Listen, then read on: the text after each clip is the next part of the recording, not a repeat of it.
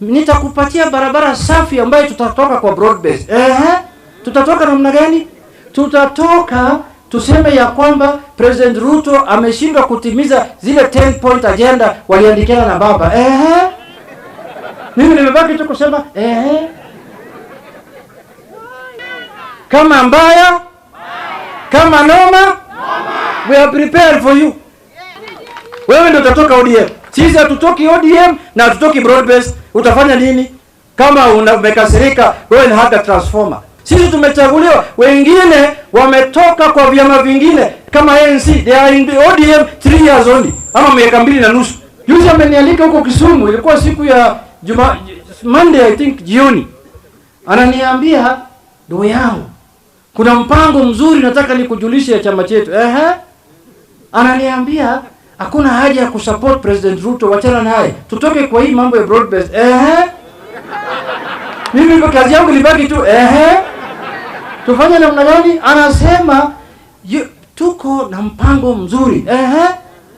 Ananiambia ati former president Uhuru Kenyatta anataka kusaidia sisi kwa chama chetu cha ODM. Mimi nimebaki tu kusema ati he is ready to invest over $1 billion shillings in our party. Ati ili atusaidie chama yetu ikuwe imara. Then tutashinda uchaguzi ujao tukienda kwa United Opposition. Anasema wengine wenu kama wewe, mimi najua ile kitu utaki ni huyu naitwa nani wa Munyoro, huyu Rigathi.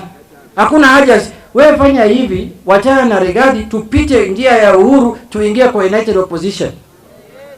Nimeambia wewe ulikuwa unasema sisi tunataka kuuzia chama Ruto, wewe pia unataka kuuzia Uhuru Kenyatta. Sasa ni brokers mbili ndio wako na mkutano hapa. Sisi tumelelewa ndani ya ODM. I have not seen any other party in my life other than Raila Odinga and ODM. Wewe umenipata hapo na unataka kunisomea ati mimi ni broker. Ulevi hiyo upeleke pale pengine, usiniletee mimi. Hiyo ni ulevi hiyo. Na hatuwezi endeshwa chama na ulevi. Kama watu wanataka matusi, sisi ndio bingwa ya matusi East Africa.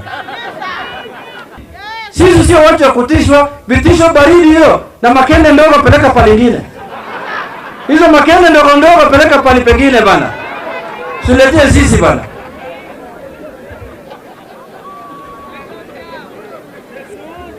Thank you for watching. Subscribe to our channel Kenya News Today for more.